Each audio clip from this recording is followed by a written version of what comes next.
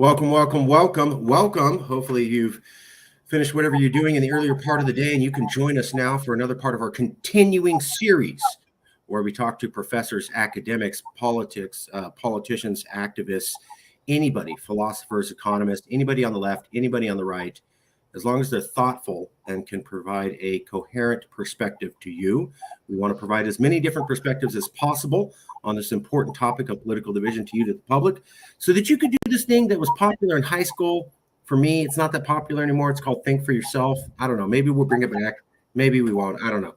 With us today is John Kenneth White.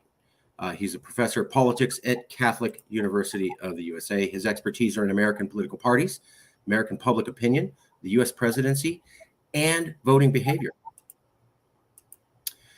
Professor White is the author of several books on political parties and the American presidency. The New Politics of Old Values examine the role of values in political campaigns and the presidential rhetoric, with a special focus on the Reagan presidency.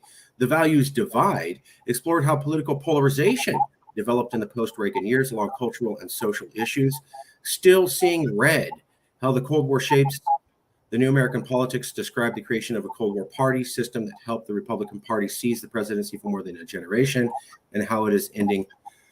Its ending helped elect Bill Clinton. Barack Obama's America described a new political demography that reshaped American presidential politics. And what happened to the Republican Party? White's latest book describes how the Republican Party has been transformed from the Reagan years into the party of Donald Trump. He has also recently co-authored a textbook, Party On, from from Hamilton and Jefferson to Trump, with Professor Matthew Kerbel of Villanova University. He teaches Introduction to American Politics, the U.S. Presidency, American Public Opinion, American Political Parties, National Elections, Midterm Elections, Graduate Level American Government, the Modern Presidency, Congress, and the Presidency and Congressional Elections. He's also made numerous media appearances and has been often quoted in major newspapers and journal articles. He has published numerous op-ed columns for the New York Daily News, The Hill, and other media sources. This was the book we were going to talk to him about. But first, let's see how well I did. Professor, was there anything I got wrong? Is there something we need to correct? You did just fine. So all accurate. Okay. All right, good. Well, at least that part's going well. Before we get started, I was fascinated to talk to you because I've had a lot of conversations on political division. And everybody remembers when Marjorie Taylor Greene on President's Day said, we can't live together anymore. But I've talked to a lot of professors and activists, and one thing I've noticed is that the institutional knowledge of political division, it goes to basically Trump gets elected, and then people kind of forget anything before that. I've literally had to ask some professors, come on, I don't like Trump either. I think he's a bad guy. He obviously was disruptive. But this idea that we lived in a perfect state of nature or quasi-utopia, and then one man came and destroyed the whole thing, I mean, that's not realistic, right? Or am I wrong and it was all Trump's fault and there was nothing wrong ever before Trump came? Well, it's not historically accurate either. I mean, look, we've had bitter political divisions in our history. One can go back to the first competitive presidential election, or the second one in 1800, involving John Adams and Thomas Jefferson. You're a transvestite. Pretty vitriolic. The Jeffersonians basically said, if we re-elect John Adams, we're going to lose our freedoms. The supporters of Adams said, and I quote from one headline, Jefferson and no God, should Thomas Jefferson be elected. So, we had after that election, as you know, a kind of insurrection on the part of Aaron Burr, decided that he wanted it all.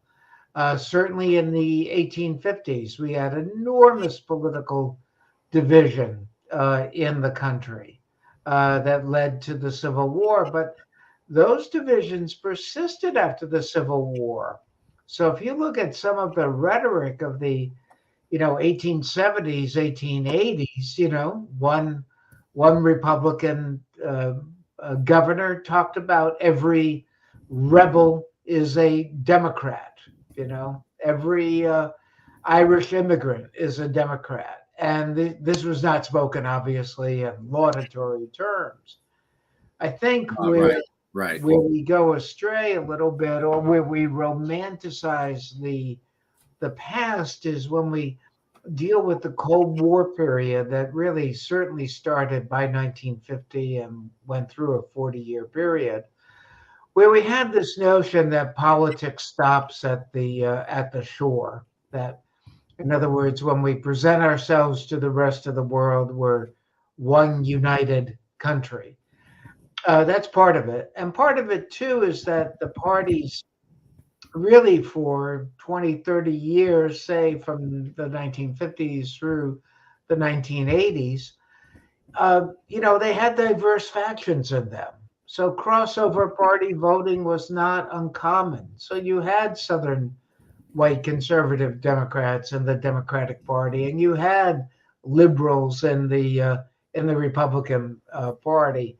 And that has really been sorted out over the last 30 years or so. But I think that there's a tendency on the part of some to kind of romanticize that bipartisan era, if you will. Now, bipartisanship can still happen. I mean, we've had bipartisan support for big pieces of legislation that President Biden has passed. But there's no question that the rhetoric is accelerated. And I think we feel it more because of the presence of social media, number one, and the segmentation of the news. I mean, if you go back, 40 or 50 years ago, Americans would sort of gather around their television campfires and hear Walter Cronkite or Huntley and Brinkley or whatever. There was a sort of common source or sources of information, and we clearly don't have that. Today. We turn to news sources that ratify what we believe, but don't challenge what we believe, I think. Let's get into some of the meat and potatoes. People are looking at Trump. They're wondering if he's going to come back. They're wondering if his philosophy is going to die off, whether he's in prison or not. And I'm kind of the opinion that it's, the genie's out of the bottle. Once you get stop thinking of an elephant, right? I bet you can't, right? So the idea is, but before you answer, I want you to take us back. People are very ignorant about anything in the 90s, anything between 2000 and 2010 that shows us where we're going to be with Trump. I think we were talking, but Trump wasn't just, he didn't just pop up out of nowhere. So what happened in the 1990s and what happened in the 2000s? Because you're going back, the reason I was interested to talk to you was you're writing a book called The Values Divide in the year 2001. We're supposed to be the most united we've ever been. I mean, when I'm talking to historians or other people, no, 2000, we're good. We're America. And here you are writing a book going, no, bro, we're already really divided by 2000, 20 years before now. Were we actually divided in 2000? Was the values divide a big issue? Or did you write a book about something that it wasn't really that big an issue? No, I think it was a big issue. Absolutely. I don't know.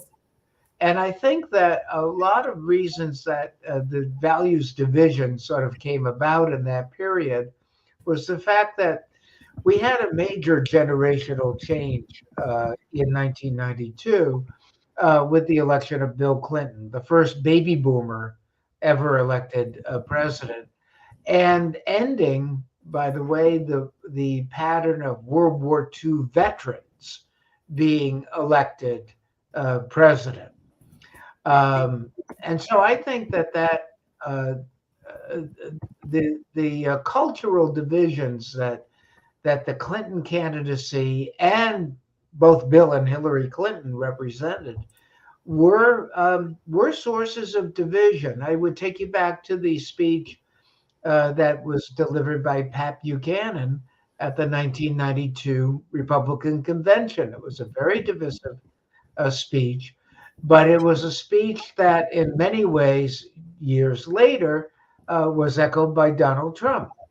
And so the Clintons, I thought, brought a lot of the cultural divisions, if you will, to the fore.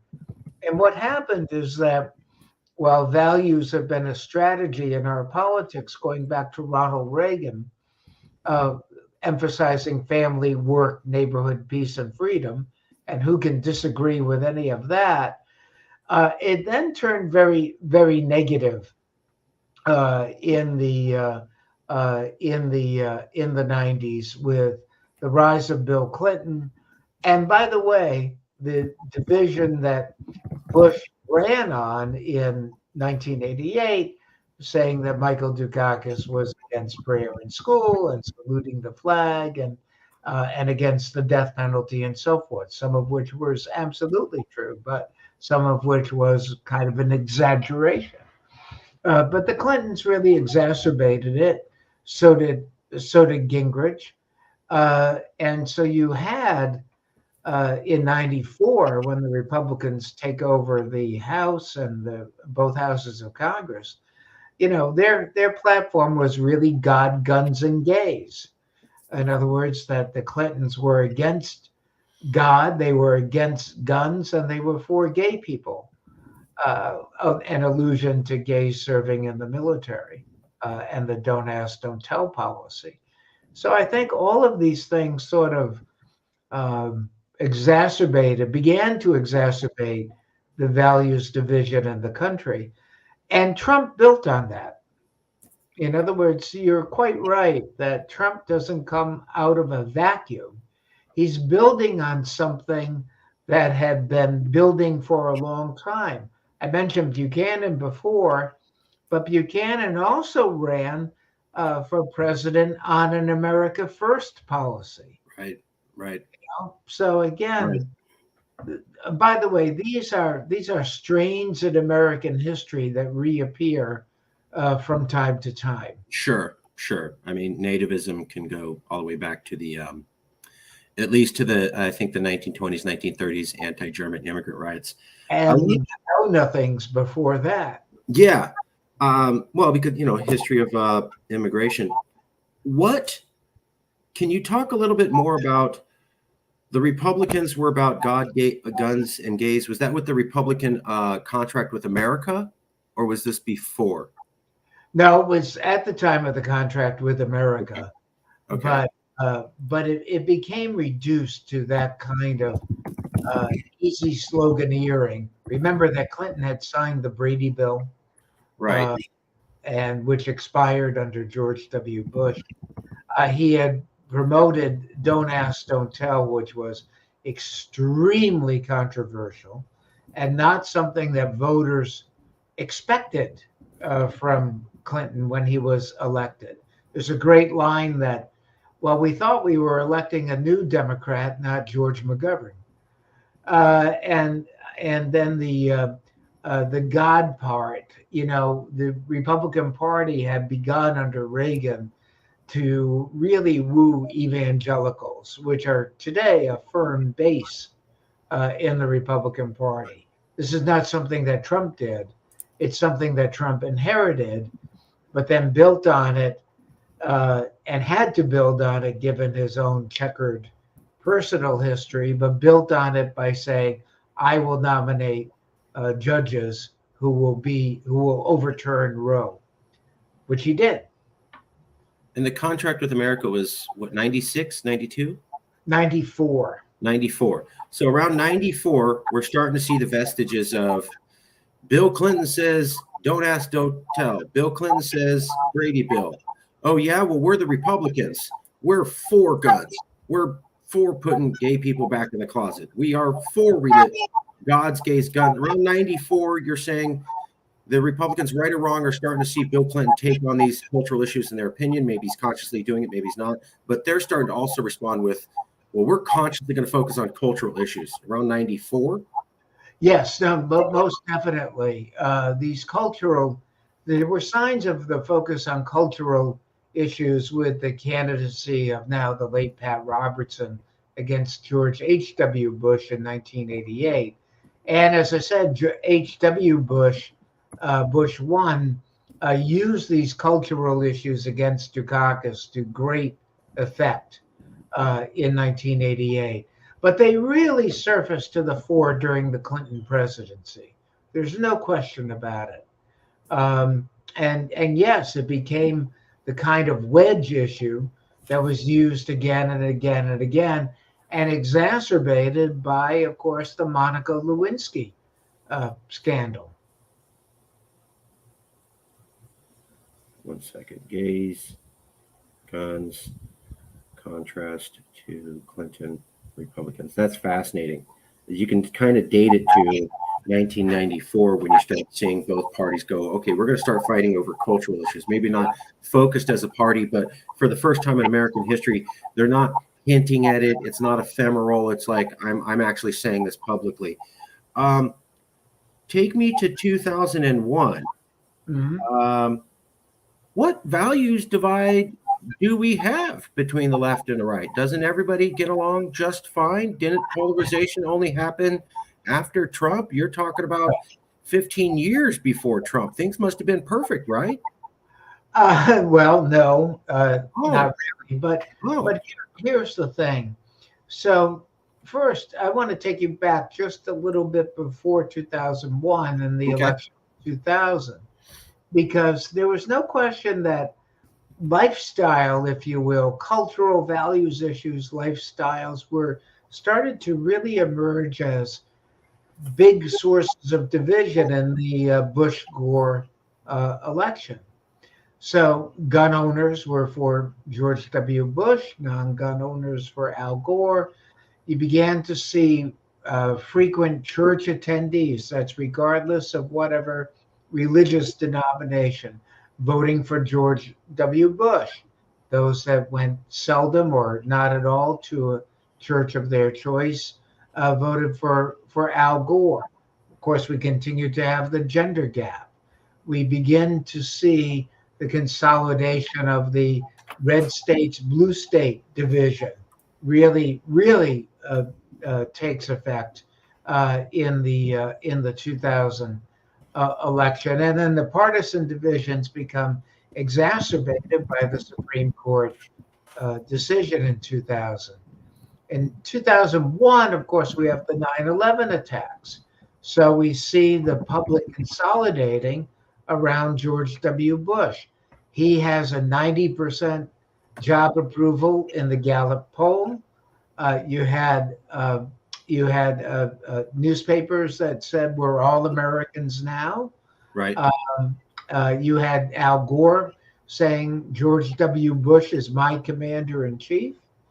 And you saw this unanimity of opinion, this idea that perhaps we could put these partisan divisions behind us, but they began to reassert themselves actually fairly quickly. Thank you.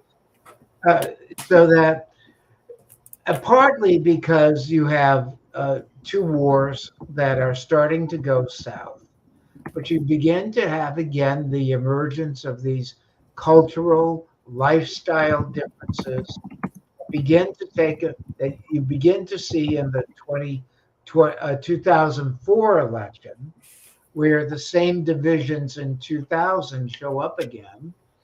Again, a very close election, won by, as we know, by George W. Bush. But by the way, only with 51% of the vote. And 2004 is the only time since 1992 that a Republican presidential candidate has actually won the popular vote. Good point. And by 2008, the George W. Bush have 90% job approval. is now in the 30% range of job approval. And again, the Obama McCain race also began to develop these cultural lifestyle divisions. In other words, you see certain patterns that are being set here, and then that persisted obviously through all the years since. Just to back you up, I remember the 2004 election with Bush and Kerry, and I was still pretty young and still learning about politics.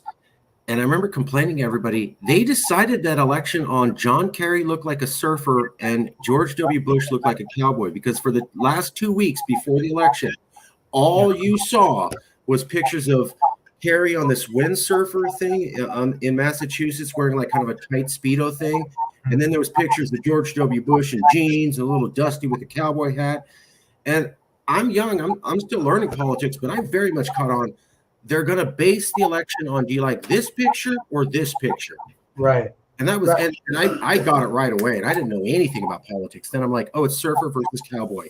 And I thought, that's dumb. I thought it was supposed to be on issues in politics, and this was identity. It was identity, and you're right. I mean, the Bush campaign was very, very successful in portraying Kerry, and doing so early. As you may remember, also in the summer of 2004, the Bush campaign, or its an outside group, ran ads that were called the Swift Boat. Oh, that was disgusting. Which again went after Kerry's military service, and they turned his military service from an asset to a negative. That was so. I understand politics. That was. I'm not supposed to get personal. That was messed up. We'll move on. I live in a place where we have a lot of vets. Denying somebody their military services, I just think really wrong. What did Pat Buchanan say in 1992?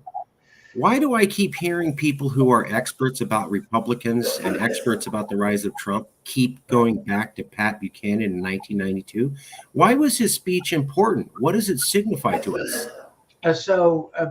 In that speech, Buchanan talked about Clinton and Clinton, not Bill Clinton, but Bill and Hillary Clinton, that they symbolized Hillary symbolized an aggressive feminism, a women's rights revolution, that the firm of Clinton and Clinton would legalize, homosexuality.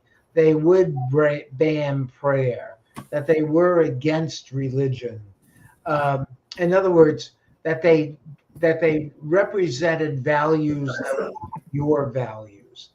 What's interesting about that speech, and I encourage everyone to go back and get a transcript of it pretty easily, is that Buchanan had actually made an impressive showing against an incumbent president, Bush 1, and therefore was given a speaking slot at the convention, where, of course, he would endorse George H.W. Bush. That was the deal. But the Bush campaign never vetted his speech. And so what's interesting is that Buchanan basically was allowed to make a very bombastic speech that wasn't really winning over independents or partisan Democrats, which was very important for Bush 1, because he had captured 1 in 5 Democrats in 1988, and obviously a sizable number of independents, a majority, I believe. And this was a speech that I at the time I used the Lincoln phrase. It just doesn't scour. It set a tone for that convention that was extremely divisive. But it did start something. And of course, Buchanan continued that by running in 1996 as the Reform Party candidate for president, even though his agenda and Ross Perot's had nothing in common. And I'm sorry, not in 96, but in 2000 he did it. And again, it was sort of a precursor for Trump.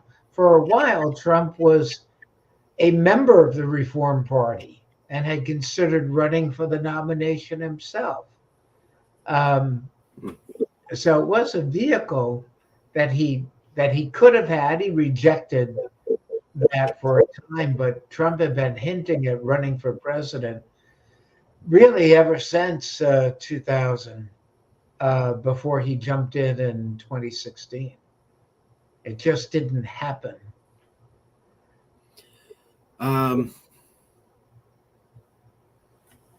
I could go back just a little bit. That Buchanan also drew on the America First movement, which was later, which was very much a reaction to the failed wars in Iraq and Afghanistan.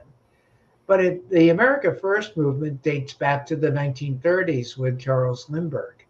Right. And it was a very active movement in American politics prior to the attack on Pearl Harbor. If I may ask. First, Grenada was liberated by U.S. airborne troops and the U.S. Marine Corps. So that is the famous Pat Brown speech. I just pulled it up on YouTube, and it's called the Culture War speech. Yeah. That's what YouTube calls it, the Culture War speech. Does that seem appropriate to you? Oh, absolutely. Without question. Without question. And by the way, he was building on themes that Dan Quayle also emphasized as a member of the Bush team.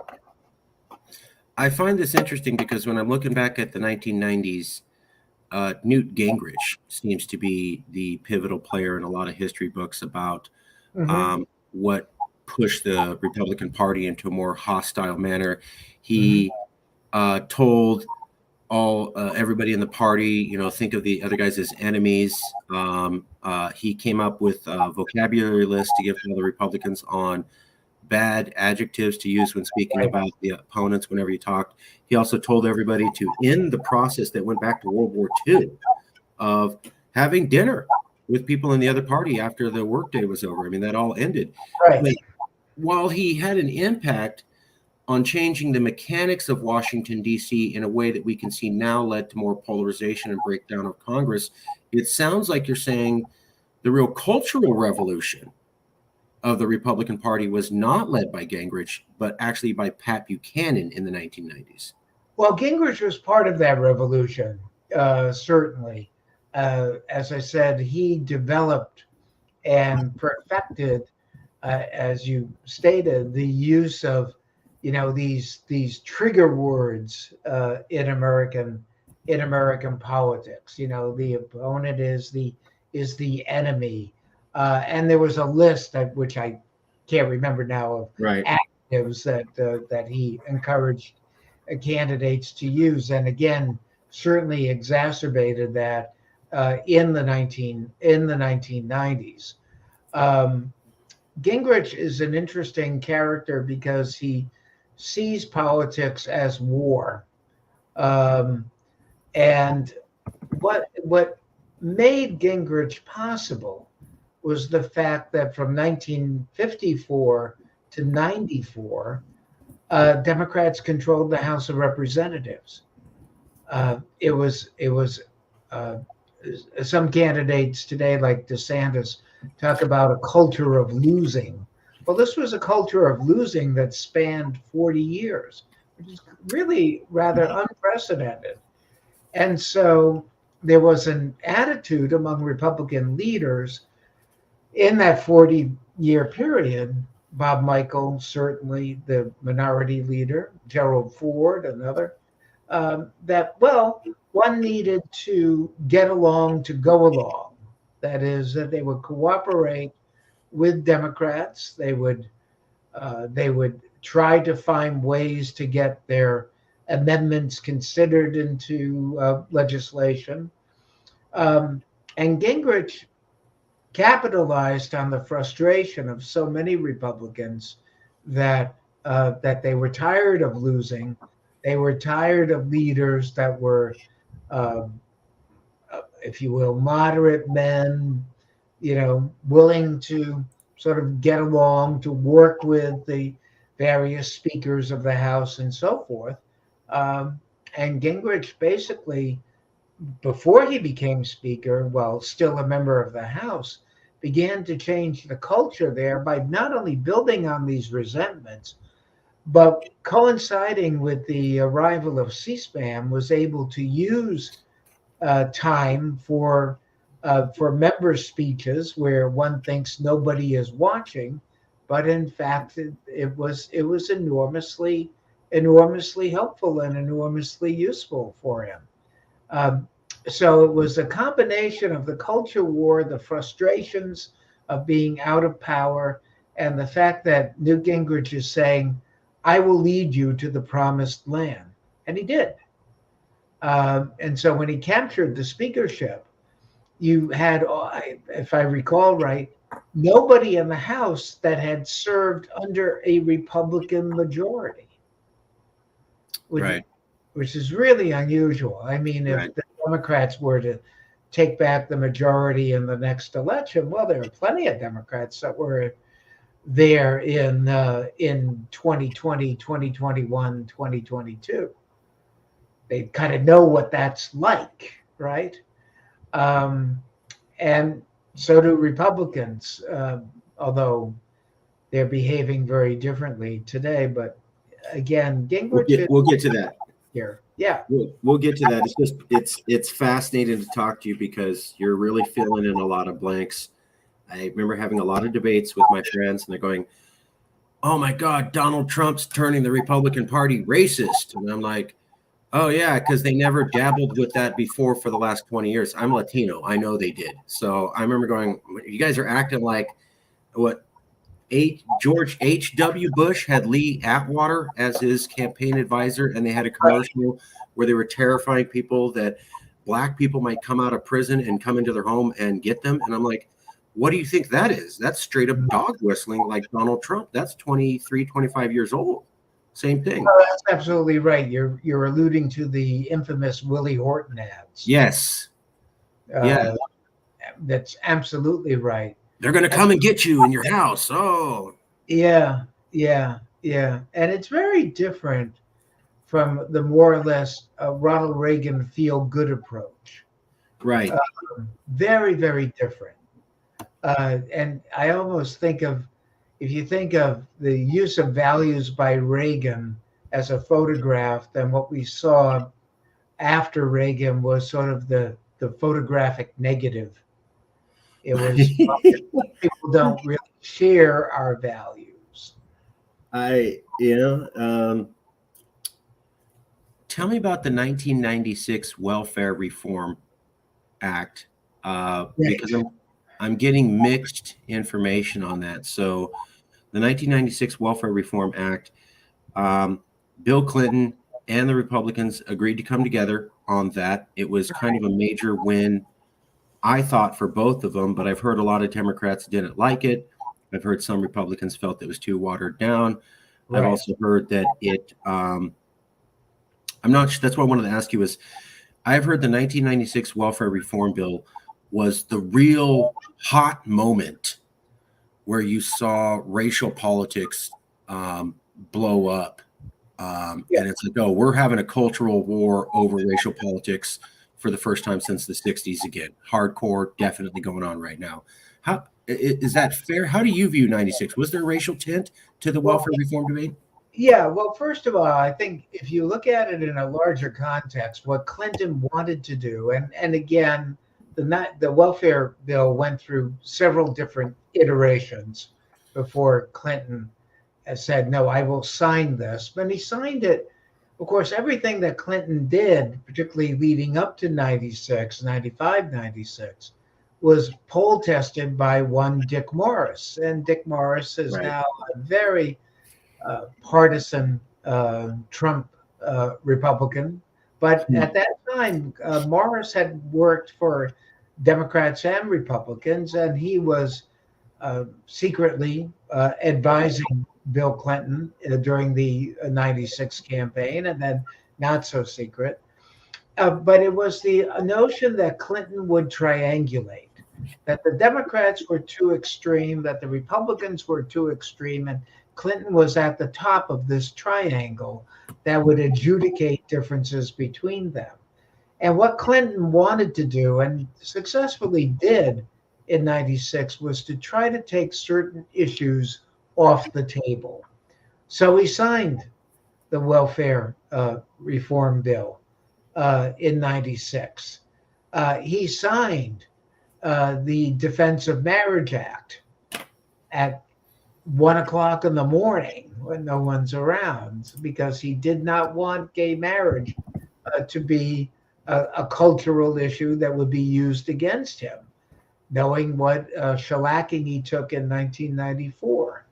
So Clinton's notion was to take these issues off the table so that Republicans could not use them against him. And what he wanted to do, and what he did do, was he came up in '96 with a formula which was it was shorthand as M2E2, Medicare, Medicaid, education, the environment. That these were issues that he was going to stress and really hammer the Republicans on. And Clinton, of course, as we know, won re-election, although not getting 50% of the vote, but it was a pretty decisive defeat over Bob Dole. And I think what's interesting about that is that George W. Bush, who's a very astute politician, in 2000 decided that he would take one part of that equation, which was education, and which was seen as a Republican weakness, and tried to make it into a Republican strength. And that's very smart politics, where you don't, instead of trying to avoid discussing issues that you're weak on, you are actually taking them head on. Remember that? Yeah, he wanted the No Child Left Behind. It was there. I've just heard people say the '96 Welfare Reform Act, while it passed, it came to be seen as, and this is based upon historians, this is not my opinion, was, minorities, they just want free stuff. And this is basically just another way to give a bunch of dark-skinned people free stuff because they can't work hard and they have too many kids. And so this is another welfare program for basically non-whites. And Clinton came into office in '92 saying he wanted a presidential administration that looked like America, right? He was going to reach out to minorities. He was going to recognize minorities and women to a degree never before seen. And then we have the Welfare Reform Act. And while it added work conditions, I heard there were some conservatives who felt it wasn't hardcore enough and saw it as basically just another giveaway to, dark-skinned minorities who don't want to work. Was there an aspect to that? Was there a racial aspect to the welfare reform bill? Did it create some racial tension in America? Yeah. So if you go back to Ronald Reagan in the late '70s, he spoke quite derisively of so-called welfare queens, which it's a shorthand for what you were just talking about. People are getting something for nothing. And Clinton addressed that quite directly, that there would be no more something for nothing. What Clinton did was he emphasized really three important values, which were opportunity, community, and the third key, responsibility. That while government had certain responsibilities, so did citizens. And so this notion that, there would be work requirements in the welfare bill, which there were, and Republicans, argued they weren't strong enough. Some Democrats argued it went too far, that they were opposed to it. But the idea was, no, Democrats are not for something for nothing. And it was a continuation of a kind of rejection of a New Deal philosophy of Franklin Roosevelt's, which of course was geared to have-nots. But in the 80s and 90s, we're a country of haves and have more. So suddenly you look at government quite differently because you're looking at it not through what can government do for me, but you're looking at it through the eyes of a taxpayer. Well, are they spending their money wisely? Right. Are they spending too much? And my taxes are too high. And so Republicans capitalized that for years and years and years. I think there's a shift been underway for a little while that also Trump captured. But there's no question that Clinton was probably the most astute politician of my lifetime. He had a feel for politics that I'm not sure that that Obama had. Biden has it, but Clinton really, in his day, had a good feel for politics, and the most politically talented politician in my lifetime, I think. I'd like to show you some maps if I could, and then I wanted to ask you a question if I may. Is that okay, Professor? Sure. Okay. We talked about the political parties sorting, right? And it's called The Big Sort by Bill Bishop. Yep. So what I did was Bishop said it somehow starts in the 90s. He says, I'm not sure when. Maybe it started earlier. So when I was doing this research, I kept looking, and what I found is kind of interesting. I don't know if you could see it. Was when we look at, these are presidential election maps. Yep. At the county level. And I know it's a little bit hard to see, but at the county level. Basically, I want to point out one thing. There's a lot of pink and a lot of light blue. And then there's periods where it goes all hardcore. So like 1972, I'm highlighting it. That goes hardcore red. But then it goes right back to kind of pink blue the next election. Right. And then a little bit hard red, but then right back to pink blue. So it's not like we didn't get sorted, but we seem to pop out of it. What I noticed was that you get to 96 and very, very light pink, light blue all across America, very little polarization. Then you get a little bit more around 96, but 96 to 2000. Right. Where it really seems to pop off and go, let me see if we can. Yeah, forgive me. 96 to 2. So you can see 92, 96. Yep. Things seem to pop off somewhere here. And the interesting thing is it doesn't unsort. It just stays red. That's right. All the way through. So that's not that we didn't have these times before, 72, I think 88, but we would come out of them, and we don't seem to come out of them. Now let me show you one more thing, if I may. Sure. These are congressional election maps. And they basically show the same thing. It's kind of hard to draw any pattern, but basically around 96, things start getting gigantically red.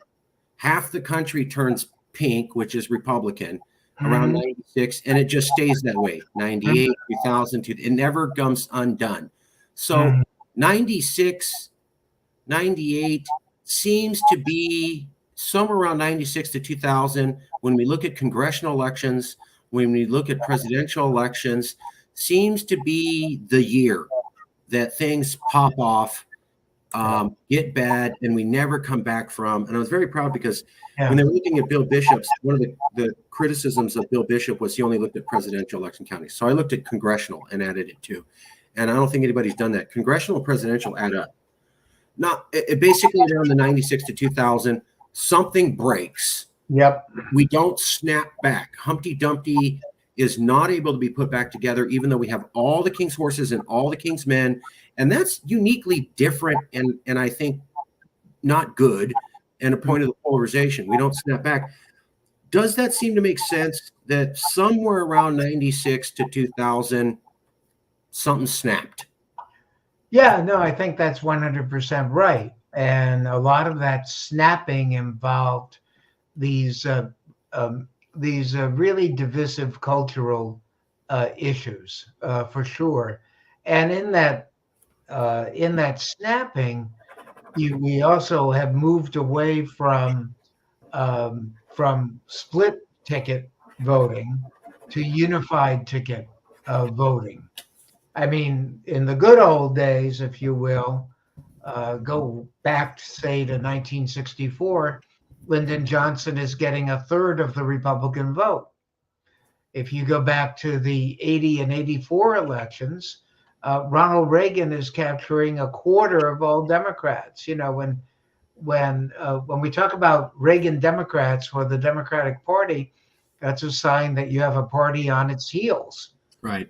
How do you win them back? Even H.W. Bush got 1 in 5 Democrats.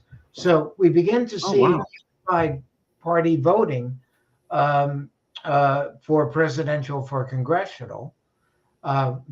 We see far fewer competitive congressional districts. I mean, it's almost an oxymoron to say here's a competitive congressional district that could go either way. And that's partly due also to gerrymandering, but also our partisanship and the big role of money, particularly that the national parties play in our politics.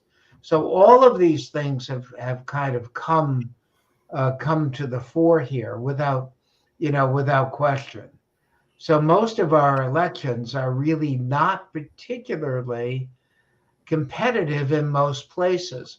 What that means, though, is that an era of landslides, think Ronald Reagan, Lyndon Johnson, even Bush 1 in 1988, landslides are over.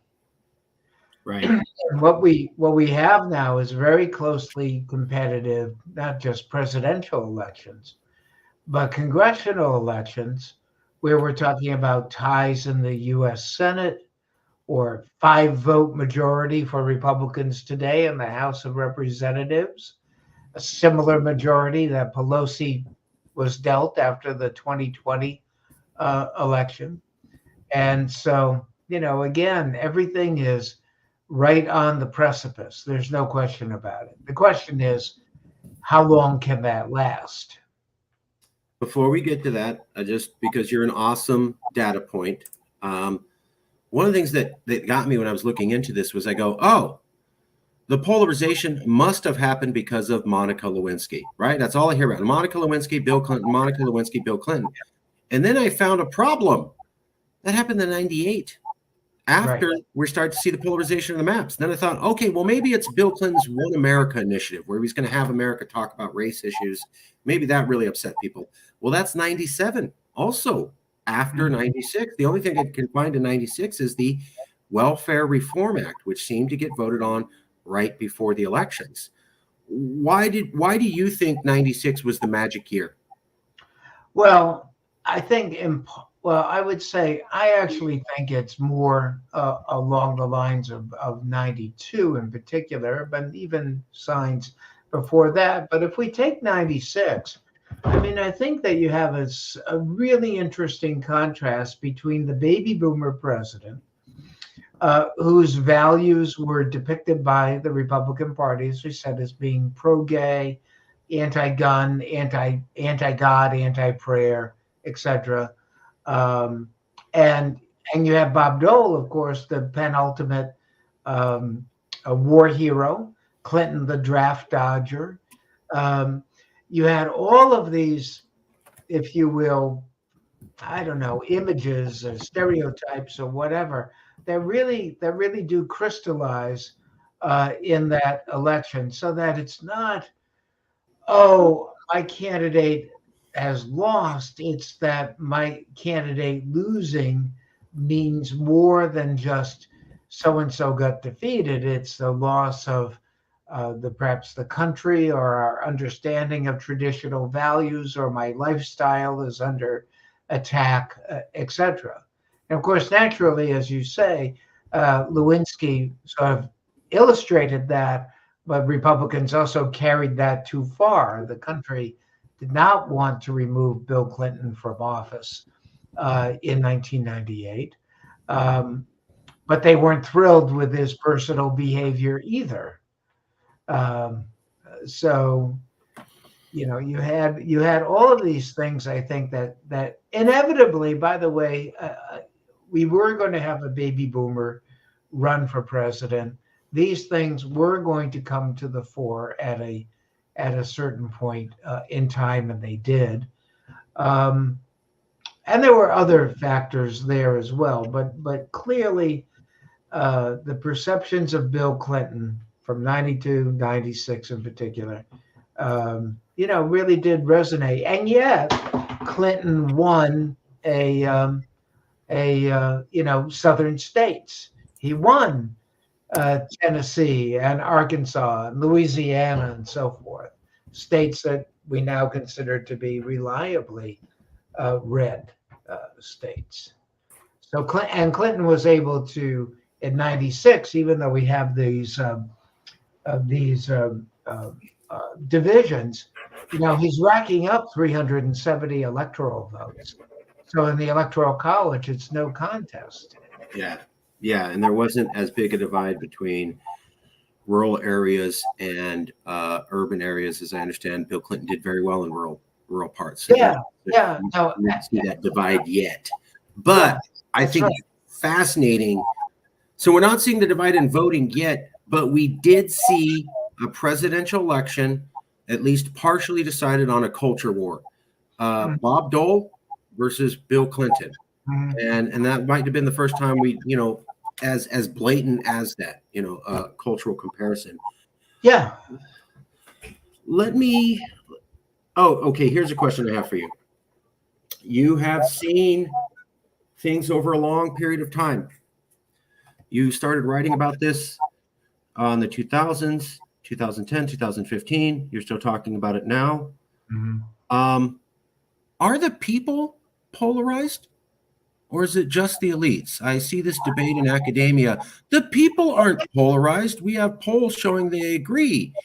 Okay, well then why do we have the highest rates ever in American history of Democrats and Republicans who say, I will never date or marry someone outside of No, people are polarized, or are they not?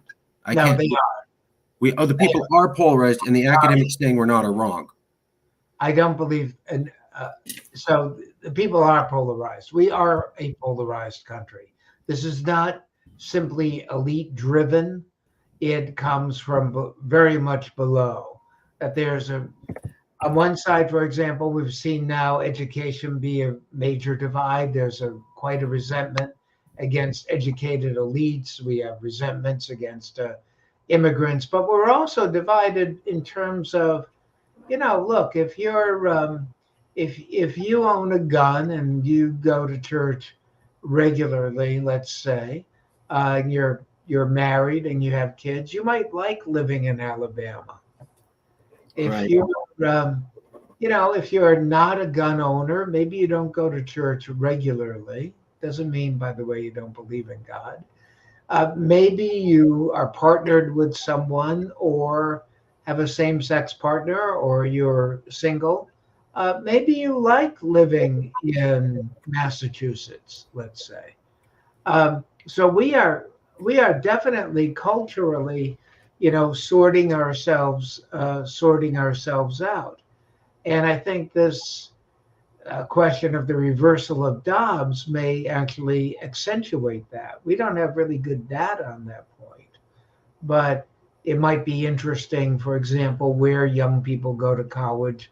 Is this a consideration that they have if there is no abortion access or limited abortion access versus, yes, if you have a situation, you can have that sort of access. But I think we are absolutely culturally divided. When did it start? And before you answer, if you could answer both as an academic and just as an American with two eyes who lived through it, when do you remember going, oh, that's different? We used to not do That's different. That is definitely people on people. That's different. Can you recall a time? Question. You know, that's a really good question. I think what is different, I'm not sure if I could pinpoint a year, but I think what's different compared to, I grew up in the 1950s. I grew up in Perfect. almost all white neighborhood. Um, and it was one of the suburban cookie cutter type homes. Um, and so there was a kind of unanimity of lifestyles. My mother was a housewife for a very long time until she went back to work in the 1960s. My father was the principal breadwinner of the family. You know, they were married. They had 2 kids. Sort of the White picket fence, dog, 2.5 children. You got it right. So that's part of it. And I think what has changed significantly is the fact that we now have very much a multicultural society, multicultural neighborhoods. We have different. What constitutes family isn't mom, dad, kids. It's, you know, it's quite different. You know, I can look one way and see, well, here are people who are partnered and living together. Here's the gay couple next door. Here's the blended family across the street. I mean, there's no, and where in my area, Maryland, in terms of the public schools, minorities are a majority. Right. Right. So you begin to see all of these changes, I think, take place in society. And for a lot of Americans, obviously, that Trump certainly appealed to, those changes are quite jarring. Again, I don't know what date I'd put on it, but. Well, let me ask you a few questions. Do you remember the people being this polarized during the Bush presidency? During the 8 years of the Bush presidency, do you remember a time going, wow, the people themselves are definitely polarized against each other? Because I don't. I remember being alive then, and I remember going to one of the protests against George W. Bush, and it still wasn't I hate all Republicans. It was a bad policy. Yeah. But certainly the end of the Bush presidency was a polarizing period. In my view, the thing about the Bush presidency isn't the mistakes of the 2 failed wars. I mean, if we had limited our objective to getting Osama bin Laden in Afghanistan, that would be fine. Going into Iraq was a big mistake. And then not having a plan once we went in there, Hussein is just a catastrophic mistake. But I think for the Bush presidency, it's the missed opportunities. For example, in 2006, in a rare moment, Bush went on national television not to talk about a domestic issue. He had only done that once previously with stem cell research, but to talk about immigration and immigration reform. And by that point, he had gotten Ted Kennedy and John McCain to offer an immigration bill. And of course, that bill failed. If Bush had done that in 2001 after 9/11 and said, we need this, because Bush had significant appeal to Hispanics. He had gotten 40% of the Hispanic vote. That's right. And said in 2001 after 9/11, I want an immigration bill. I view it as a national security issue. We want to know who's coming in the country. We also want to make sure that immigrants who are here are welcome here. They add to the country, which, by the way, Reagan said over and over again. Would have gotten that bill through. And so, to my mind, that is so illustrative of the missed opportunities that George W. Bush had and didn't take. And when he did take them, it was too late. I totally agree with you. And I can add a personal story to back that up. So I'm Latino. And my mom was also Latino and conservative. And so I grew up as one of the very few Latino conservatives growing way back. Mm-hmm. I was a Republican. I left the Republican Party with Romney because I felt the Republican Party was turning racist. Mm-hmm. What was I looking at? George W. Bush almost got half the Latino vote, almost half. Mm-hmm. Romney dropped that thing down about 22%. Mm-hmm. Romney spoke fluent Spanish, had ties to Mexico, and decided to not bring up any of that. No, to emphasize self-deportation. Right. So I'm reaching out to to Latinos. I know how to speak Spanish. I'm really cool with the Mexican governor, Vicente Fox. I got half. I'm competing with the Democrats full bore. No, let's scrap all that, even though it worked. And let's have a guy who could get the Latino vote, but then let's make sure that he brings up absolutely no connection to Latin people at all, says the opposite thing, and let's drop that Latino vote share let's cut it by 2/3 down. And I go, you don't have the ability to do this. I know demographics. You're running out of people stuff in your party. If you're not picking up somebody new, you're going to lose. And that just told me this Republican Party is not going to integrate minorities, and they don't want to. I had no idea Trump would come. Mm-hmm. Never thought in my head. I was looking at Romney and going, you guys are racist, and you want to be racist, and you don't want to be integrationist. Boy, was I right. I mean, I called it. And when I told that story, people were like, what? Romney? He was perfect.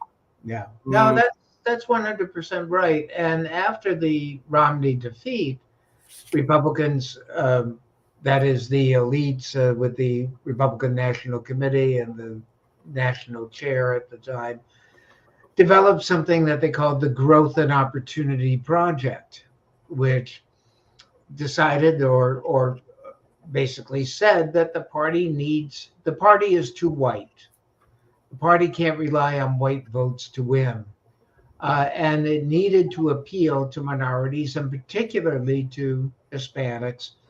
And they excoriated Romney's position of self-deportation and basically said, we need to go in a very different direction, or we're no longer going to be a competitive party. Trump objected to that and doubled down on his objection to it. I also saw a Republican Party that was very cool with it under Romney. And I also saw a bunch of Republicans who didn't bother to say a word about how they decimated the Latin vote. You had it and you threw it away. And so, I mean, there was 4 years of no criticism of Romney for that. And I'm like, yeah, no, I think that's 100% right. And again, this is where George W. Bush was so well suited to court Hispanics, to make them, and I don't think that they are Democrats today either. I don't think Democrats should take Hispanics for granted. But Bush had a major opportunity to add to the Republican base and didn't. And 9/11 really presented him with a terrific opportunity. Right? It's a national security issue. We don't want people coming in here. We can make sure we know who's coming in. There was the Bracero program. You never heard about undocumented immigration as an issue while the Bracero program was intact. Right. Worked for generations. Right. Okay, I got to get off my personal soapbox. Let me ask you this. Was the Tea Party racist? Well, how can I answer this? It definitely built on the election of Obama, which I think people misunderstood as this sort of racial harmony coming together moment. You know, this is where we can feel good about ourselves. Post-racial society. Exactly. And of course, that bubbled up fairly quickly.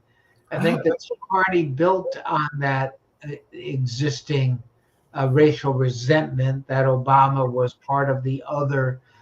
But it was not just that he was an African American, but that he symbolized the coming to maturity of a country that was far different from the one I described, say, in the 1950s. Right. But it was also building on this notion that Obama is giving people something for nothing, that, you Right. know, when it came to mortgage relief, for example, and the whole Rick Santelli screed on CNBC that sort of set the Tea Party in motion. That you know, you're giving people free stuff when we are hurting economically as a country, and you're making the situation far worse. So, of course, the Tea Party stood for taxed enough already. It was certainly building on this notion of something for nothing. It clearly had this racial component to it. It was helped along, of course, by Obamacare, which was interesting because Obamacare represented a leap into the unknown Sure. at that time. Sure. And today, you can't attack Obamacare. It's too popular. We know what it is. It seems to work pretty well. Yeah, maybe we can build on it, but that leap into the unknown meant that Republicans could say they're going to take away your doctor. They're going to have death panels. Right. So it's the combination of all those things that gave the Tea Party potency. And particularly in 2010, because the Republican Party itself was still underwater, but the Tea Party sort of represented a bridge. In other words, you could cast that protest vote for candidates endorsed by the Tea Party without necessarily committing yourself to be a Republican necessarily. It was not a pro-party vote. It was an anti-party vote, anti-two-party vote. I just heard that when you're looking at Trump and the people are going, well, how did, you know, Trump come on the scene and he brought racism with him? And I had heard from other people, no. The Tea Party brought that into the Republican Party. They were like a mini Trump party of we're going to be blatantly other and xenophobic and a little bit quasi-racist, dog whistling, etc. And they attracted Trump to them. And then Trump kind of learned this sort of thing works, and then he did it writ large, but he didn't invent this. He saw That's that. 100% right. That's 100% right. It's wrong to think of Donald Trump in some sort of vacuum or even some sort of aberration. Now, there are aberrational aspects to Trump, clearly, but he is building on a very lengthy history, actually, in the United States, and certainly the both the racial component and the anti-immigrant component. Again, you know, we can trace that back to the 1840s and 50s with the mass migration of the Irish, giving rise to the Know Nothing Party. What's happened with Trump, though, is that it's become really institutionalized within the Republican Party to the point that it is now the dominant element of the Republican Party. In other words, Trumpism is the Republican Party. Right. Whereas the Tea Party was a faction. Correct. But that just proves that this was not just Trump. There was already an impetus, a draw, a power, a catalyst for this sort of anti or nativist sentiment against the other, and Trump tapped into it, maybe learned from them. One of the things that always got me was I remember the Tea Party holding, and I didn't know who they were, but my first memory of them was they were holding a rally on Martin Luther King Jr.'s birthday in Washington, D.C., and then talking trash about minorities. And I go, there's only one reason you would do that, and that's to piss people off. That's you would only do that to ups. And I remember talking to a colleague of mine who was Caucasian, and they're like, they're just having a speech. And I'm like, no. You don't say that dog whistling type stuff on MLK's birthday where MLK gave his speech without dog whistling another type of message. They're going, well, they didn't say anything blatantly racist. And I'm like, look at the optics of this, man. Why would you do that? Right. Why would you have an event on MLK's birthday at his location of speech unless you're talking like MLK? You were kind of talking about welfare and welfare queens. And I'm like, this is take this. And I'm like, Trump didn't make that happen. No. But with Trump, the dog whistle became a siren. Sure. I just want to point out there was some dog whistling beforehand. He didn't sure. invent the idea. There was people already doing it. People who like to act like they weren't part of it, but they were. And I remember that grabbed me. And and then he started the birther thing against Obama, and that was picked up by the Tea Party primarily. Yeah. So you can see all this. Given that the Tea Party was there before Trump, given that Pat Buchanan was there 2 decades before Trump, Right. given that Rush Limbaugh, some people say Donald Trump is the dream of everybody who watched Rush Limbaugh for decades beginning to become president. When Rush Limbaugh was big, people wanted him to be president. Yep. He got their wish with Trump. And that's why I heard this theory. I don't know if it's true. I heard this theory, and that's why Trump gave him that Presidential Medal Award thing, because he was like going, me and this guy, we're equal American heroes, trying to tie himself to him before he died.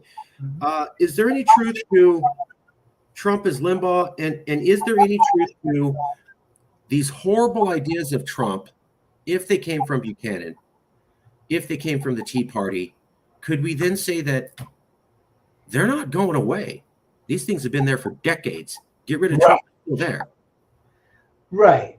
Well, right on all counts. I think that, no, it's not going away. I think what makes Trump different from, say, Pat Buchanan, others that you might name, is that he became president.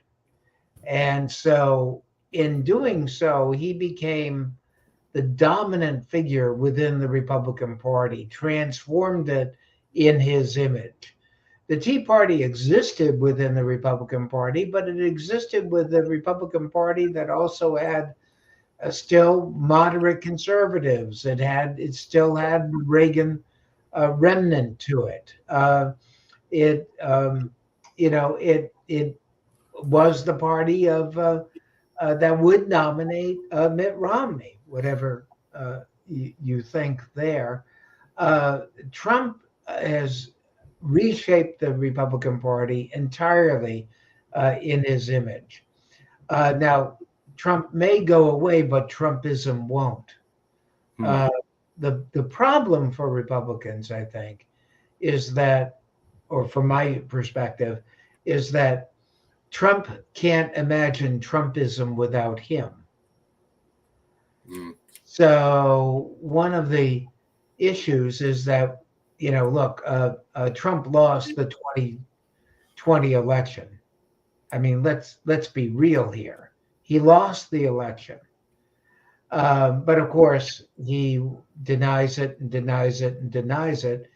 And the overwhelming majority of Republicans believe that the election was stolen and that Biden was not a legitimate president, is not a legitimate president. Well, first, if you believe you actually won, even though you lost, then you figure we as a party haven't done anything wrong. So Right. we need to keep doing what we're doing. When a party loses, it not only will, of course, blame the candidate, which parties do, saying, "Oh, that candidate was the worst." There was no real love for Mitt Romney in the Republican Party after he lost to Barack Obama. Right. But it's like, okay, what do we do different? And to harken back to Clinton, one of the things that became very clear by 92 is that the Democrats had lost 3 straight presidential elections.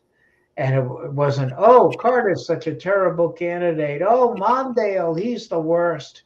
The party recognized, or Dukakis, he's not good either. By 92, the party said, we have a party problem and we need to change. We need to become New Democrats. The New Deal isn't working. We need to reorient ourselves to capture some Reagan voters and to recognize that not everything that Reagan did was going to be reversed, that we couldn't run, or Democrats, could not run as liberal candidates, that the L word needed to be avoided at all costs. And Clinton was very adroit. First of all, he was part of a movement to reform the party. Republicans today don't have that luxury. Mm, In other words, of saying, well, okay, Trump really did lose. Maybe Trumpism is still our path to power and the way of the future. And maybe all that needs to change is to get rid of Trump and the Twitter posts and the bombastic rhetoric and the rest and keep the Trump policies. Maybe that's all we need to do. Hmm. On the other hand, you have a country that's demographically changing very rapidly. So how many white votes can you extract? I mean, what Trump did was he brought more voters into the electorate that had not voted before, right. and in 2020 increased his direct popular vote margin over what it was in 2016, which is a rarity for a losing president. Losing presidents win fewer votes, not more votes. Right. Trump won more votes, but still lost because Biden won far more votes than Hillary did. So, and a lot of that was driven by Trump, to be sure, and the pandemic and all the rest of the stuff that we know. But Trump never gave the Republicans the luxury of thinking, okay, do we really need to think about how we're going to orient ourselves in the future? Do we, and by the way, 2022 should have been a wake-up call there too, because there wasn't the red wave. Right.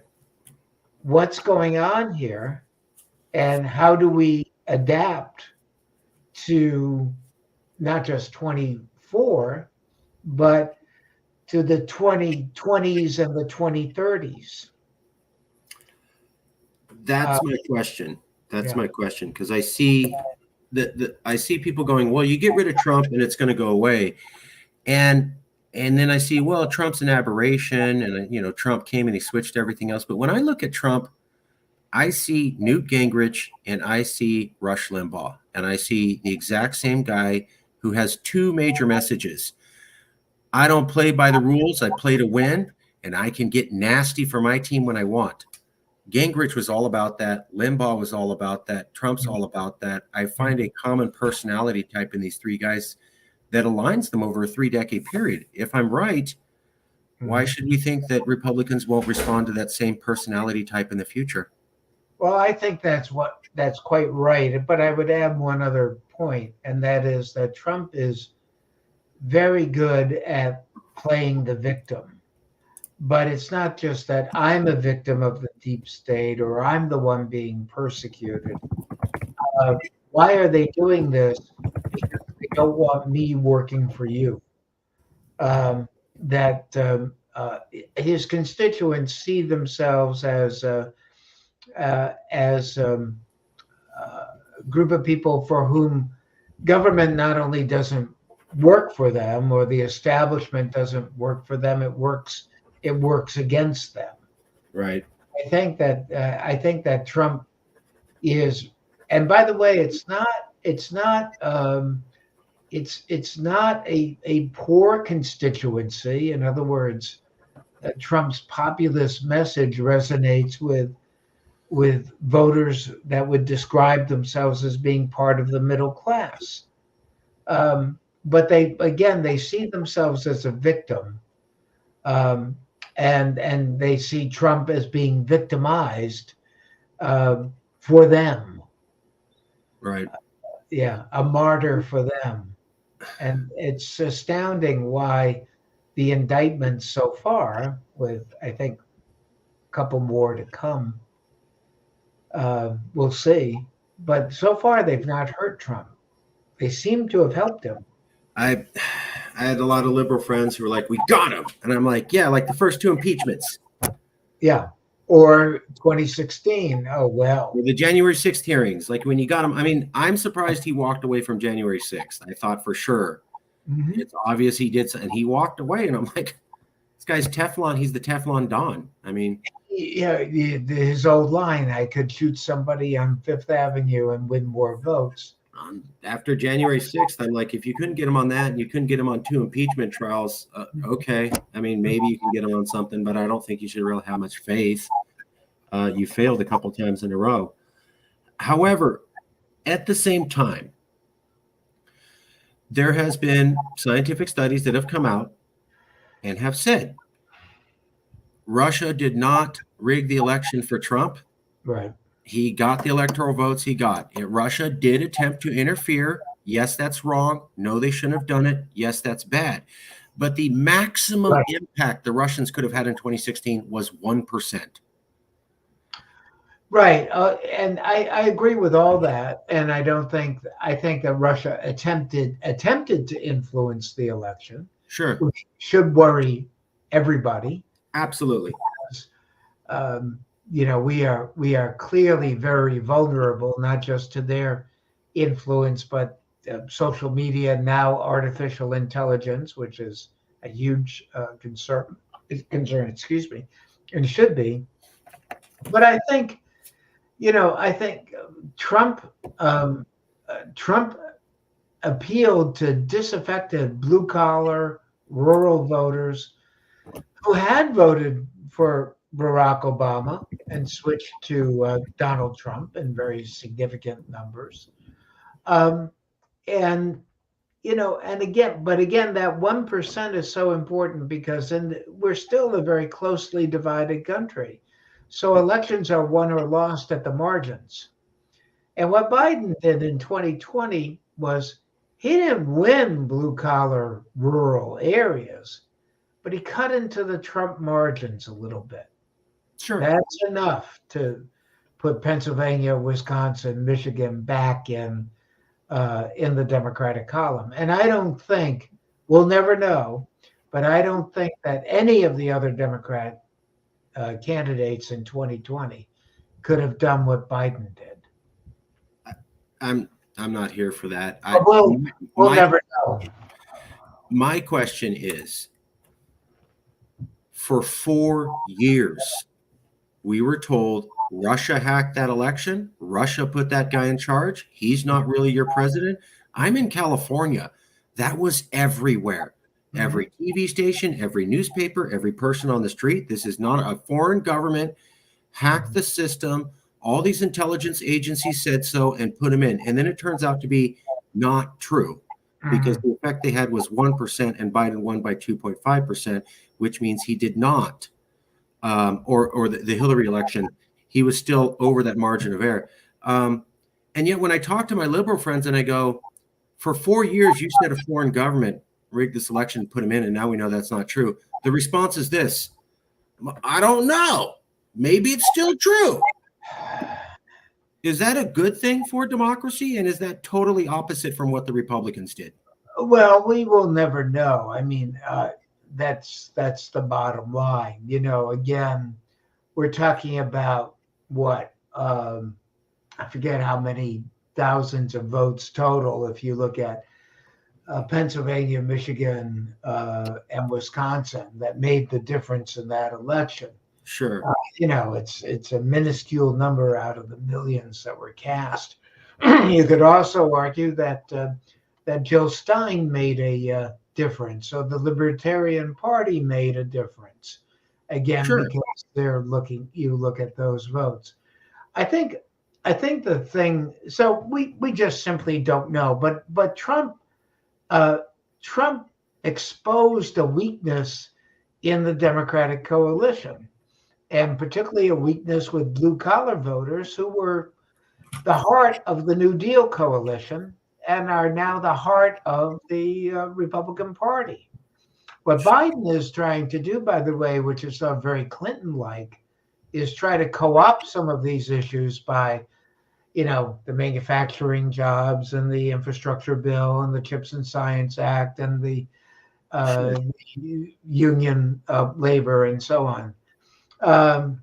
But again, you know, that's because I think that he understands that elections are won or lost at the margins. You want to try to compensate for a weakness that has existed within the party for a long period of time, going back to NAFTA and Clinton. But I think what gave it some credence were the rather complimentary things that Trump said about Putin. Sure. That is also so different from the historic sort of Republican anti-communism, anti-Soviet, anti-Russian. Sure. Yeah. Totally. Yeah. Yeah. But that's not the, how do we phrase this? What he did was bad and wrong. Right now, Right. we have the Democrats saying, you Republicans deny Biden as president because you're mad you lost an election. So you started this whole big lie thing, and you're going to keep with it, and you're bad for doing that. Okay. 2016, Democrats said, Trump is not our president. Foreign government put him in there. I don't recognize him as my president. I won't follow anything he says. He's not our president. He's not a real president for years. And then it comes out, it was only 1%. It actually didn't. And that's from a scientific study. And then it also, the Durham report also comes out and says all that Russian collusion thing was a lie fed by Hillary Clinton. We have federal investigations and scientific investigations saying this. And when I look at Democrats, they go, you should believe federal investigations. You should believe the science, Republicans. And then they don't believe it themselves. How is that metrically different than what the Republicans are doing? Well, I would say there are some really two or three things I'd point to. One is, first, we know that Paul Manafort shared campaign data with a Russian agent in 2016. That data is gold. Okay. Any internal campaign data, forget about public polls.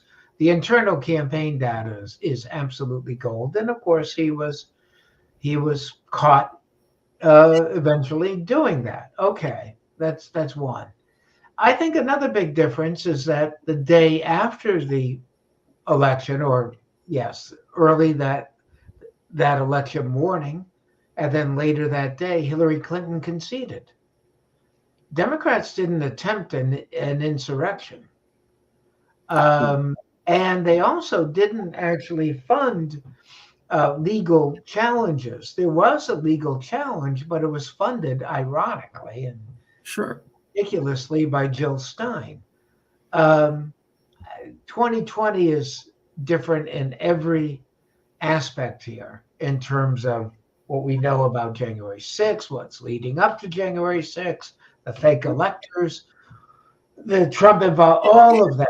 We know, and there's still more that we don't know that we're going to know. Sure. That's all wrong. That's all bad that he did that. But we also know from the Durham. Key difference, in other words, that Democrats didn't like Donald Trump, but there wasn't really a question to his legitimacy as president. They didn't attempt an insurrection. They were dead set against him. But okay, I just heard a lot of people saying, "Not my president, not my president. He wasn't elected. He's not the actual president." The exact same thing I see Republicans say about Biden today. Yeah, but that's not. But that's rhetoric. I mean, the leadership of the Democratic Party wasn't saying that at all. And in fact, when it came to impeaching Trump, Pelosi was quite reluctant to do it until the 2019 and what dirt on Biden and all the rest of that stuff. They were quite reluctant to pull that trigger. There were a lot of liberals and progressives and other types that were ready to impeach him for sure, but again, the institutional party as such did not take the position that Trump is not our president.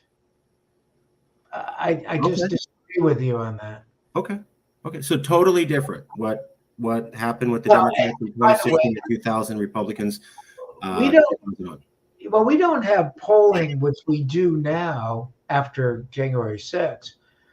About is Trump the legitimate president of the United States? We didn't have that question, but of course January 6th has prompted that because of what Trump has done. So we see that 2/3 of the Republican Party basically says Joe Biden is not legitimately was not legitimately elected president of the United States. True. Now, maybe the argument might have a little bit more credence if we had that polling, say in 2016, 2017, but I'm not aware of it. That's fair. There is new polling though. After the Durham report came out, where a federal investigation said that Hillary Clinton lied about Russian collusion, Right. made the Steele dossier, fed it to the FBI. The FBI knew that the evidence wasn't enough to qualify for an FOI request, and then they still processed it through. And then they got John Brennan from the CIA to consciously go along with the lie. That's come out. That's a federal investigation. It's a 600-page report. Nobody's going, oh, total garbage. The report, CNN's not coming out saying, oh, there's nothing that's, and yet they have polling of liberals who say, I don't care. I still think Russia did the whole thing. Well, is that good for democracy? Well, none of it's good for democracy, no matter which party is spouting, either conspiracy theory or questioning the legitimacy of elections. And by the way, it's a big difference from the Bush-Gore election where the parties, and by the way, where we've had past elections in history where popular vote winners didn't win, but where the loser accepted the result as much as they did not like it. Right. In the case of Durham, first there were questions about whether the FBI, based on the Steele dossier, should have launched a full field investigation. That's number one. You've got, however, you also had Durham, who failed to win convictions in court. You had his testimony recently before Congress that was rather startling. I mean, I don't read the newspapers. I'm not aware of, the passing of campaign polling data, et cetera, the meeting with Trump Jr. And the Russian agent. It's like I get all that. And again, I think, all right, fine, but it doesn't. I think that the short answer to your question is no. None of it's good for democracy, and it certainly exacerbates the polarization. But and the FBI, as we've learned, and certainly has said at least, that they've taken steps to address the situations that Durham exposed. So I just think that again, there's the whole Russia thing. What we're talking about and what we should be concerned about are probably two different things. That what we should be concerned about is their attempt to interfere in the election, their use of social media, the disinformation that they've been able to spread, the fact that you have social media, unlike television, which is virtually the wild, wild west in terms of what people can say without any really serious controls, versus what you could say, for example, on a television ad. Our laws are meant for the mid 20th century, not for the 21st. Right. So I think that's what we should be concerned about, because that should be a source of concern, period. And it's not just whether the Russians are helping one side or the other, but the fact that they can exacerbate the polarization in the country, which they believe is in their interest to do. Right, by 1%. That's what the study said. But yes, still wrong, bad. They shouldn't have done it. I'm just worried. I'm just worried because what I see is one side saying, we're going to deny your election. Oh, is there evidence coming out? We shouldn't have done that. Let's ignore it. And then the other side goes, well, I'm going to ignore your election. And I see a system where it's both sides are like, I don't care who gets elected. I'm just going to ignore your guy. And then when it's my turn, I'll just ignore your guy because we both do it and it's cool. Yeah, no, I think that's right. I think at one level the country sort of would theoretically says, well, we'd like to see more unity and less polarization and so forth. But when it comes right down to it, and what people do when they get inside the voting booth, I think Thank it's you. something different. Thank you. There's a question in the political polarization space, and I'm not sure what the answer is. It goes like this. The people are polarized because, they won't date, they won't marry each other. No, they're not. The people aren't polarized at all. I have a survey showing 75% of America wants reasonable gun control legislation. See, we're all together. No polarization. Yeah. How would you respond to that statement? Well, I mean, again, our actions in the polling booths just don't support that. So if you take the issue that you just mentioned of guns, gun owners consistently, overwhelmingly vote Republican. And the party has certainly profited literally from the power of the National Rifle Association. Sure, it's diminished, but it is absolutely there. And if you look at non-gun owners, of course, they have voted consistently Democratic. What I think should worry the Republicans, however, is the fact that the baby boomers are receding. Millennials and Gen Z are on the cusp of forming a majority of all voters. Gen Z is certainly on the rise. And here's what they should be worried about on this particular issue, is that unlike someone of my generation that went to school with the old duck and cover drills, I remember that. the fire drills or whatever, now we have the shooting drills.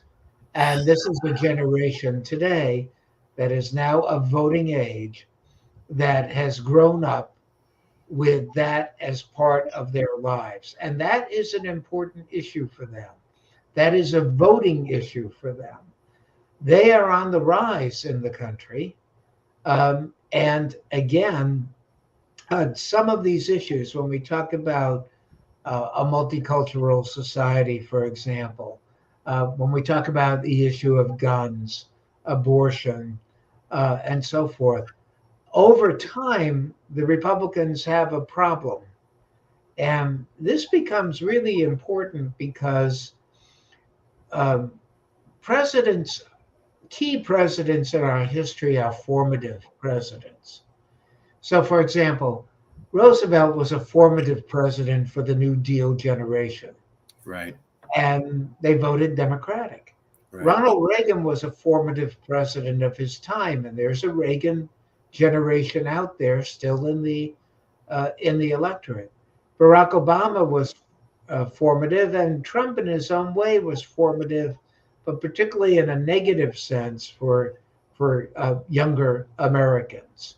So you have 2016, 2012, 2016, 2020, for example, where young voters voted roughly 2-1 Democratic.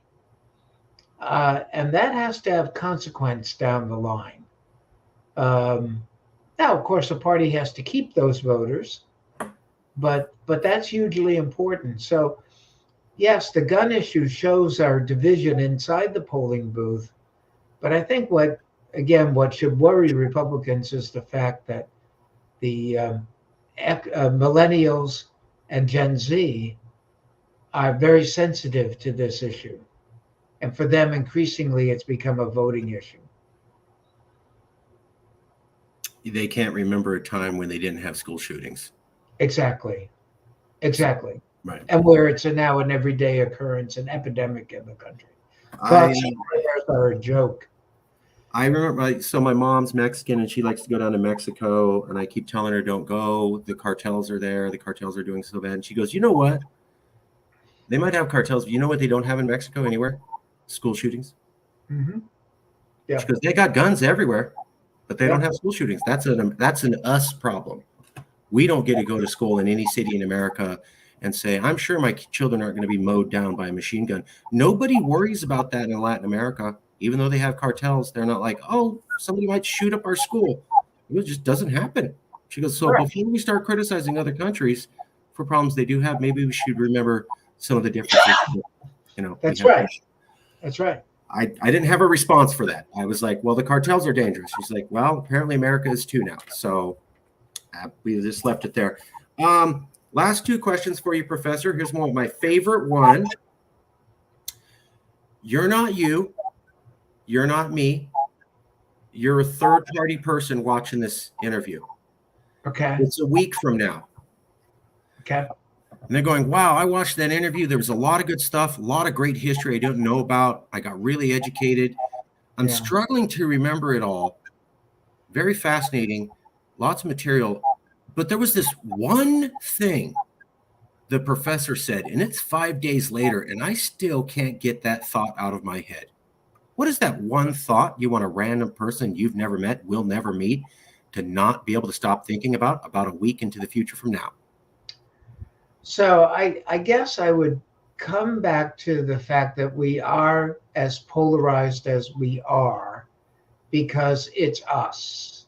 In other words, the polarization is not artificial. It's about us. We are doing this to ourselves. And I think part of it is because we don't take the time to either know the other side or attempt to listen or to understand. And I think that's hugely important for us as a country to try to begin to do, not to immediately jump into, well, that's ridiculous, and how can you possibly say that, but to listen to what they actually are saying and to understand why they've come to the point of view that they have, and maybe then try to reason with them, or better still, if you're of the opposite persuasion, think about what you can do to bring some area of agreement, to find some kind of common ground, so that we're not a country that, as Marjorie Taylor Greene said, as you alluded to at the start, is on the verge of a national divorce, which he rather welcomed, I think. Yeah, I've seen though. Yeah, so that's what I would like to have people take away from it. So it's not okay to say, I don't know why these stupid Republicans do their racist backwards things. Yeah. Gross. I don't even want to talk to them at all. That's the opposite of the attitude we should have if we actually want to heal America. Is that fair? Yeah, no, I think that's totally fair. And of course, you see a lot of the expressions that you've just said on Twitter. Twitter is not America. Fair enough. Yeah. So, but Fair yes, I think that's something that I would say really on both sides. It's not just Democrats saying something about Republicans, but of course it's Republicans talking about Democrats as being anti-God, anti-Christian, anti-gun.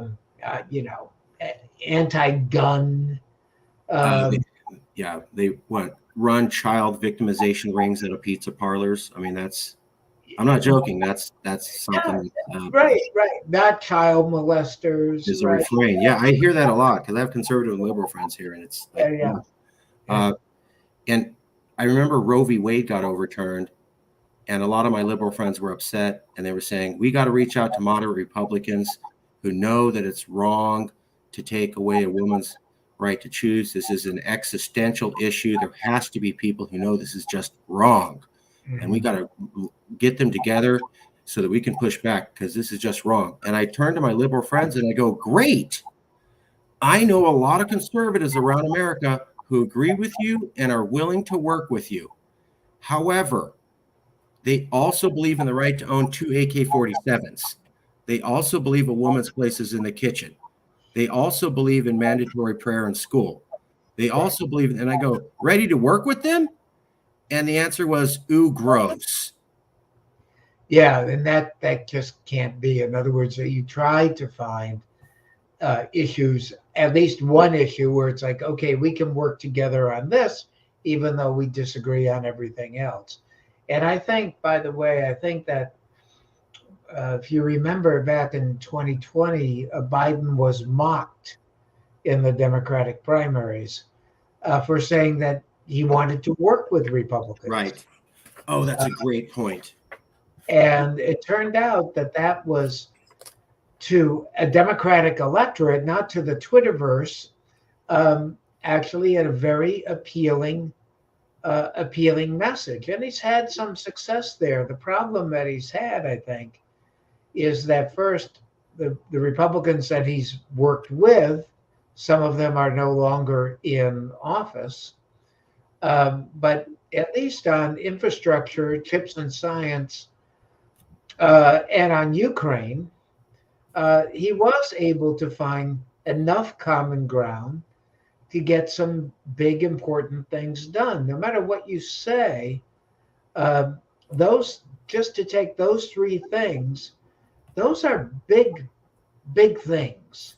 And they're not going away. I mean, should he lose in 2024, chips and science is still going to be there on the books. Infrastructure is still going to be there on the books. Now we'll see about Ukraine, but I think in those three issues, he's found significant bipartisan support where those things could pass. And then where he hasn't, he has passed stuff on Democratic votes only, but like the Inflation Reduction Act. But by the way, I don't see any Republican, and I could be wrong, that says, well, we ought to repeal the Inflation Reduction Act, or at least we ought to go back to insulin at not $35 for seniors. I don't. That's fair. From the status quo ante there. Again, these are fairly big things. So even that one thing that he accomplished on a totally partisan vote is unlikely to be overturned, or at least overturned in any kind of significant way. Maybe that's a good point. That's a good point. If you hate it so much, how come you can't overturn it? Obamacare is another one. I mean, right. I don't hear anybody wanting to overturn Obamacare anymore, because people now know what it is. Yeah, I think it was ideologically it was against what they wanted, socialized medicine, but then it happened, and on the other hand, you can look at Social Security, which is like another form of socialized providence of services, and many Republicans will fight to not have that taken away. So, but I also heard, including Donald Trump. Right. But I also heard that when they were trying to pass Social Security, you also had Republicans back then going, I don't know, this is too much. So they both get it, then it gets here, then they can't do anything about it. Yeah, by the way, Social Security was a big issue in Franklin Roosevelt's reelection because the Republican candidate said, this is government coming in, taking all kinds of private, personal information, etc., and threatening our civil liberties. They were adamantly opposed to it. True. They had this prediction that if they had the Social Security, we might eventually get identification numbers and cards, and that would be used as a form of identification and tracking us, which completely came to pass. But hey, that's another debate for another day. I hope that you found this was a fair interview. No gotcha questions. No, very fair, sir. You don't have to, but we always ask, do you know anybody who might be willing to be part of an honest conversation? You don't have to, but we always ask if there's any recommendations. Anybody? Sure. Well, I can think of two people offhand. One is my colleague at Catholic U, Matthew Green, who has written a wonderful book on Newt Gingrich. And I just a very, very sharp, very nonpartisan fellow. I very highly recommend him. Another person I can think of is Jeffrey Crouch, who's at American University.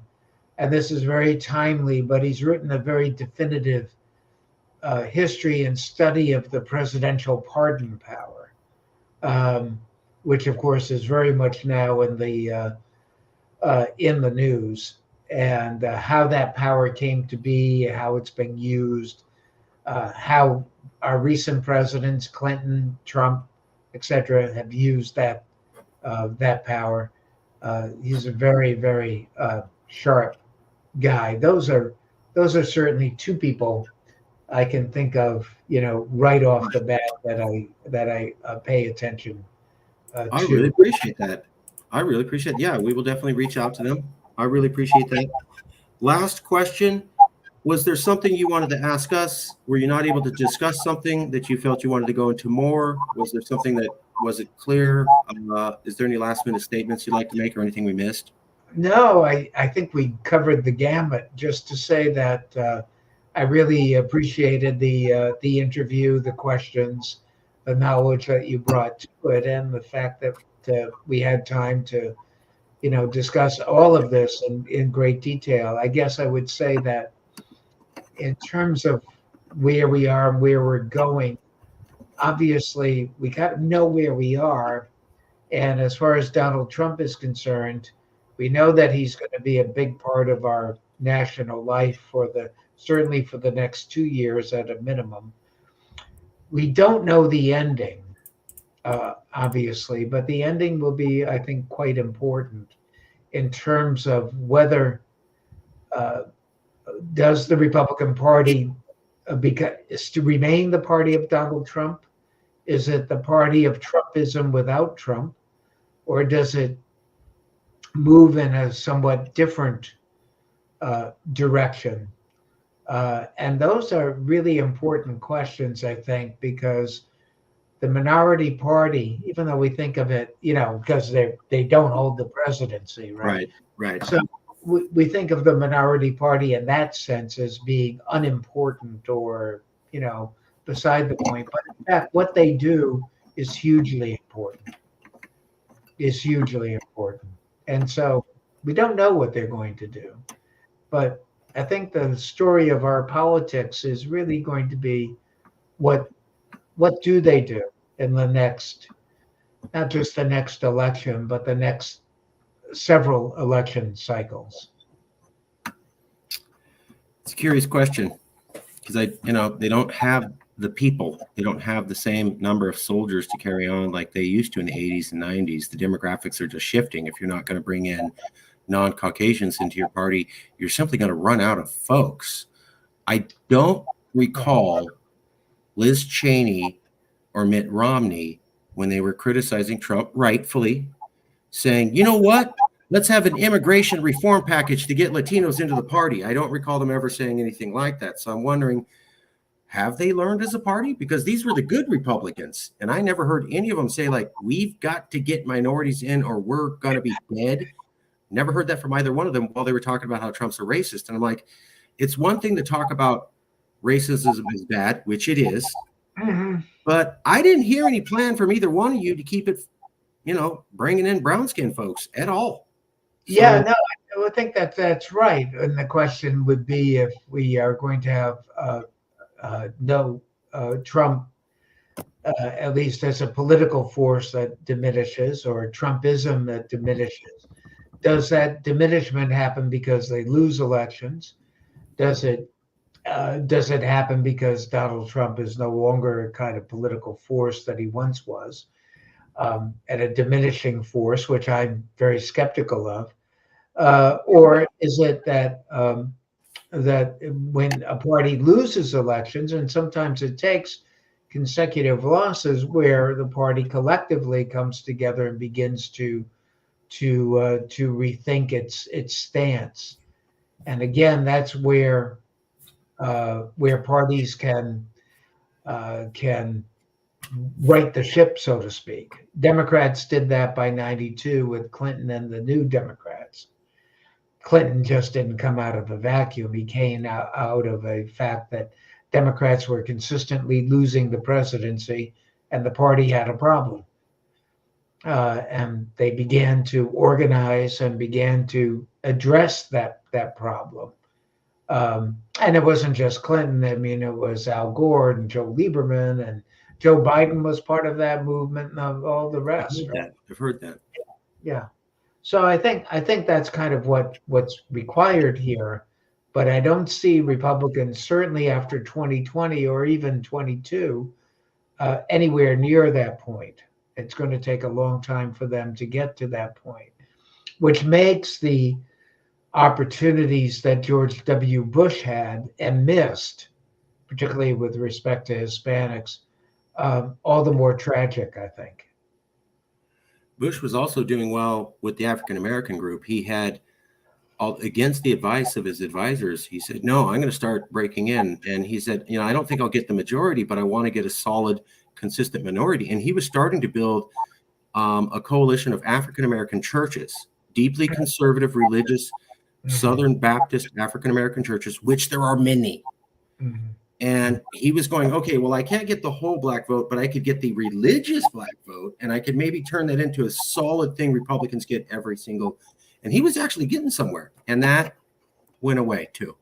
Well, yes, and also he had support. I mean, in terms of the total population, it's not that big, but among Muslims, particularly after the address that he gave. Encouraging religious tolerance after 9/11. So you go to areas of Michigan, for example, very significant Muslim population. Well, that turned with Trump. So I'm wondering, can you go back? You had somebody who was reaching out to minorities, and then you rejected it. No, you can't go back, and you certainly can't go back now 2 or 3 decades. Question is, how do you go forward? Who become your spokespersons? And is there a deep-seated sense or coalition within the party that it's time for a different kind of Republican, and perhaps a more, a libertarian Republican or libertarian-minded, because I think on questions like abortion, and even younger voters, I think again, there are certain aspects of libertarianism that can appeal to them. One last question. I'm in the Central Valley. We have a lot of veterans here. Mm-hmm. And when the Iraq War happened, my dad was in the military during Vietnam. He was not shipped over, but he lost a lot of friends. When the Iraq War happened, I remember I would go visit him, and he would say, hey, I saw the new bunch, because he'd go to the Veterans Hospital routinely. He just liked it and for all his checkups. And I go, what do you mean the new bunch? And he goes, the new bunch of guys who are in their 20s with a 1,000-yard stare. And he was talking about the new guys who were coming out of Iraq that reminded him of the guys that came back from Vietnam, mm-hmm. where they didn't actually really come back. Like the body did, but they have this 1,000-yard stare where they're just kind of not there. And he goes, I recognize that look just like it was Vietnam. And there was 30 years apart, but it snapped back to him. Immediately he knew what it was the moment he saw it. And I looked into it. There is a level of trauma that humans can have that they don't come back from. PTSD is now recognized for women who have been victimized. I'm not going to go into details, but to an extensive degree, not just combat vets. Is it possible that the American people have been too traumatized to go back to the good old days? That's a good question. I'd like to think not, but I honestly don't know. I think